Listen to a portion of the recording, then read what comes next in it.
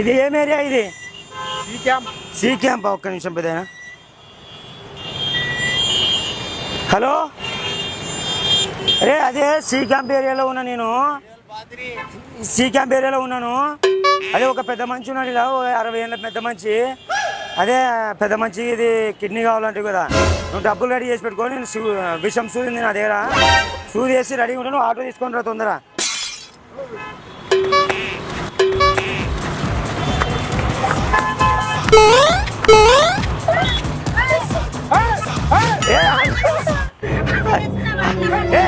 joke joke joke